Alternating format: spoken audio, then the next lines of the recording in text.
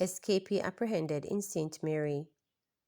A man who escaped police custody on Friday, November 29, was apprehended during an operation in Frontier District, St. Mary on Christmas Eve.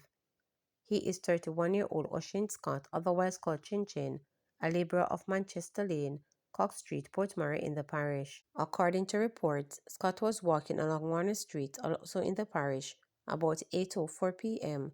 when the police saw him and asked him for his identity, which he failed to provide.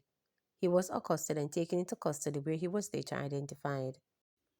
Young girl among 3 killed and wounded during Grand Market in St. Anne's Bay. A young girl is among 3 people shot and wounded by unknown assailants during Grand Market activities in St. Anne's Bay. The St. Anne police theorized that the attacks stem from an ongoing conflict between persons from the Charlestown and Windsor communities.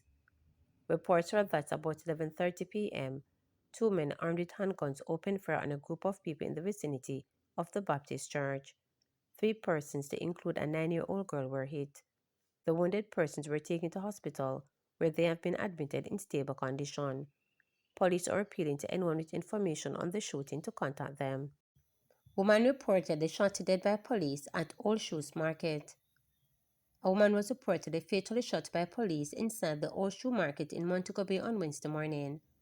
The woman has not yet been identified, but reports are that the deceased was chasing another woman with a knife when the police intervened. The incident occurred around 7 a.m., which drew scores of onlookers. Some individuals at the scene openly cried, while others asked if an alternative method could have been used. The woman was rushed to hospital, where reports are that she succumbed to her injuries. This shooting comes less than a day after 3 men were fatally shot in an alleged confrontation with the police in Orange District on Tuesday morning. The police stated that they had gone to the community in search of a person of interest connected with the recent flare-up of violence in the roadside community of St. James when the attack occurred. According to the cops, they were fired upon, the fire was returned, and when the smoke cleared, 3 men were found to have been fatally hit. 3 firearms were recovered from the scene as well. The Independent Commission of Investigation has launched a probe into the incident, adding in a release that so far 183 persons have been shot and killed by the security forces, including 15 in December alone. Indicom stated that they have launched a probe into the fatal shooting of the woman that was shot in the market. Deputy Commissioner Hamish Campbell said the police report that the officers intervened in a dispute between 2 women. Indicom were informed this morning at 7:35 a.m. of at that time, a shooting injury where a woman had been shot by the police following their attendance at a scene in the shoe market in Montego Bay. And it was reported that 2 women had been fighting. One of the women was armed with a knife. On the intervention of the police, the woman with the knife reportedly failed to drop the weapon and became a threat to the officers, and one of the officers shot the woman, and she subsequently died of her injuries later. So Indicom attended the scene. They're still dealing with the matter. The officers have yet to give the fullest account. They were reported as suffering from some trauma, and so those full details will be obtained later. The body was taken to the hospital where it was photographed. The weapons of the officers were taken, and a knife was recovered at the scene. The identity of the woman is not yet fully established in terms of confirmation with other next of kin, so that's being withheld at this time. Police urge shoppers to be vigilant with cash and valuable items. The police are advising persons to be extra vigilant as they go about shopping during the Christmas season with their handling of cash and exposure of valuable items. Deputy Commissioner of Police Karina Powell-Hood stated that while people are out there various places to make special arrangements for their families, persons of ill intent use this period for robberies and injuring members of the vulnerable community, stating that at this time, persons are oblivious to what is happening around them while they do business and also distracted by their cell phones. DCP Powell-Hood said people should invest in earphones. She said persons should avoid exposing high smartphones as they can be grabbed by thieves. DCP Powell-Hood underscored that persons should walk in groups for additional security. She also advised that persons who consume alcohol should avoid drinking to the point where they are impaired and risk contributing to road crashes. So I would encourage everyone, certainly during this season especially, in the same way that persons are out shopping and trying to make a difference, in their family's life, perhaps for the holiday, that there are others out there who are intent on doing ill.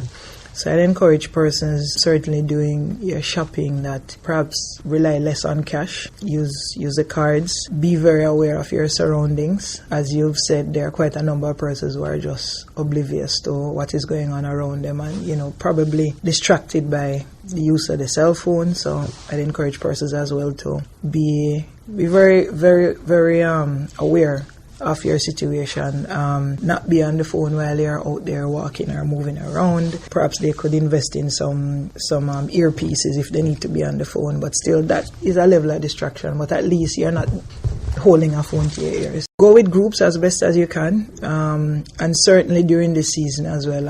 I guess it would be remiss of me if I didn't mention this bit as it relates to road accidents and fatalities. We really need persons to be controlled in how they imbibe alcohol. So during the holiday season, the tagline, if you drink, don't drive. But if you drink, get a designated driver. Or if you drink, don't go beyond your limit. Don't get to the stage where you're actually impaired. And just generally, just think the biggest thing is just having a good appreciation of your environment and be able to notice when something is off. Just be alert. Don't blind ourselves with negativity. PM urges positive mindset in Christmas message. Prime Minister Andrew Holness is urging Jamaicans to have a positive mindset as they celebrate the Christmas season. He made the call in his 2024 Christmas message relating to the story of Christ's birth. If you adopt the right frame of mind, you will be on a solid track to face the new year. The message in the story of Christ's birth is a solid spiritual framework to adopt to help you to make conclusions and resolutions from reflections, Holness noted. The message of giving thanks for what you have, counting our blessings, no matter how small they are. For as difficult as we think our personal struggles have been, there are worse situations our lives have been spared. We must put ourselves in a positive mindset to receive the blessings and the good happenings around us. Don't blind ourselves with negativity, the Prime Minister added. As we celebrate this message, I urge you to embrace the values that bind us together as a nation: faith, family, and unity. Let us cherish the simple joys to life. Let us renew our commitment to each other and to Jamaica. To all Jamaicans, wherever you may be, I wish you a peaceful and joyful Christmas season. May your homes be filled with love, and may your lives be blessed with health, happiness, and abundance. God bless you all. God bless Jamaica, and we love. Swaby confirms breach at Lyndhurst Road development. Mayor of Kingston Councillor Andrew Swaby has disclosed that a breach was detected at the commercial building on Lyndhurst Road, which is under investigation by the Kingston and St. Andrew Municipal Corporation, KSAMC. In a statement on Tuesday, Swaby said that the stop order was placed on the building in November 2023 after it was discovered that the construction was 3 stories and not 2-story structure as was permitted. The mayor said the disclosure is being made to the public as he recognizes the gravity of the matter, particularly as it involves a sitting council of the KSAMC. After requesting a detailed report of the issue, Swaby revealed the following in the interest of accountability and transparency. April 21, 2023, Jack then submitted an application seeking permission for the partial demolition, renovation, and construction of a 2-story building intended for office and warehouse use. April 25, 2023, the application was signed to the building officer responsible for the zone where the building is located. May 5, 2023, the application was referred to the Jamaica Fire Brigade JFB and the Town and Country Planning Authority TCPA. June 20, 2023, the building officer completed an initial assessment of the application. August 3, 2023, the Jamaica Fire Brigade responded to the application requesting amendments. September 29, 2023, the Director of Planning visited the site and discovered that the structure under construction was a 3-story building exceeding the 2 stories specified in the application. October 9, 2023, the Town and Country Planning Authority TCPA responded to the application, also requesting amendments. October 17, 2023, the breach of the approval plans was officially documented in the file. November 10, 2023, a seizure notice was served on the owner or occupier. Several key requirements were subsequently imposed on the application to regularize the development as billed measure. These included submitting updated drawings that accurately reflected the actual construction, paying of billed fee equivalent to 1% of the bill quantities prepared by a registered quantity surveyor, the maximum fee allowed by law for breaches, and providing a professional engineer report to confirm structural integrity. On April 30, 2024, the applicant had complied with all these requirements, Swiby stated. He informed that the application for the variation has been submitted to the KSAMC, which was referred to the Planning Department on December 17, 2024. Following this, Swiby said the application will be presented to the Building and Planning Committee for consideration. Remember to subscribe, like, share, and click the notification bell for daily updates.